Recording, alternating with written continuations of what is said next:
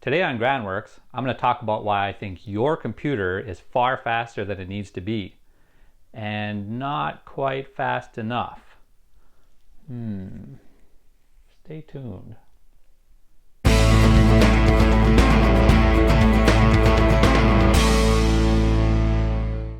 The 8-Bit Guy channel recently did a video asking if computers are still getting faster.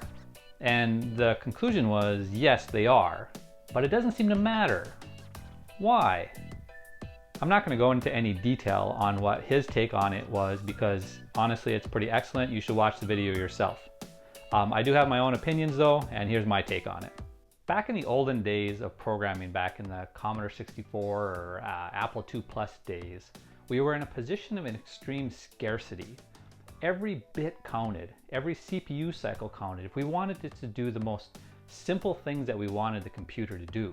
Now computers got faster every succeeding generation, and so we didn't need as many tricks. We didn't need to compress as much. We didn't need to steal every cycle as much to do the same types of things that we always wanted to do. We could just code a little looser maybe, and we'd be able to do the same tasks, only much faster. And so we finally got to a point where everything was pretty much fast enough. The stuff that we have been trying to do all along, we could do at the speeds that we wanted to do them. For my opinion, that was probably somewhere in the 2006 to 2010 range, which corresponds with the Core 2 era right up to the beginning of the I-Series era. See, one of the notable things to talk about this time is that the problem set remained the same for a very long time. That is, if you ignore the internet, the things that we're doing in the modern day tend to be the same things that we're doing even back in the day. So you look at like office tools and stuff like the Word, Excel, I mean all these type of things. Those go back to the 80s and they're essentially the same, give or take a little bit. I mean they're a little bit more refined and stuff, but they're essentially the same thing. Graphics editing things like Photoshop, I mean that was back in 1990.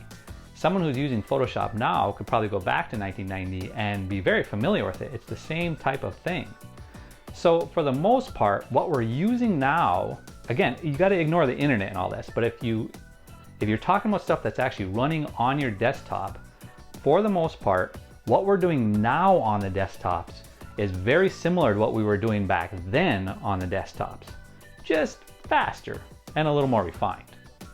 If your computer was built in 2006 or newer, then it's almost surely fast enough. If it was built in 2010 or newer, it is definitely faster than it needs to be to do all the tasks that we have wanted to do all of these years. So, done is done, right? Well, at the same time, I think our computers are nowhere near fast enough. That's because I think we're entering the second major phase of software development, the second generation, second epoch, whatever you want to call it. This is things like computer recognition of images or video, parsing of audio, parsing specifically of like speech in a real-time manner, or the holy grail of artificial intelligence. These are all things that take just staggering amounts of computing resources to do in real time and to do accurately. And it's all resources that even the fastest i7 chip in a computer with maxed out memory can't even possibly hope to handle. That's why we're seeing more and more of these services that are actually running out in the cloud or on just a huge suite of computers. That's the only place where we can get enough power, enough computing resources to actually run these extremely demanding applications. Now, keep in mind that we're still very early in this new generation of software. If we look at things like the audio processing, speech recognition, the image processing, they're very, very rudimentary at this point. And artificial intelligence, we got a ways to go before that. Now, part of this is simply because even with our massive resources of computing power, when you kind of chain them all together out in the cloud, it's still not quite enough. But there's a second part of this, which is it's very difficult to program things when it's that distributed. I mean, when you're actually programming something on one CPU, one core, one thread, it's relatively straightforward. But now if you want to say that we want to have this task and we want to split it up into a million different capabilities and then combine all the resources, That's very tricky to do. So from this perspective, we are very early, not only in the hardware perspective, but we're very early in the software perspective of actually writing the stuff that'll take advantage of all this software. So there you go.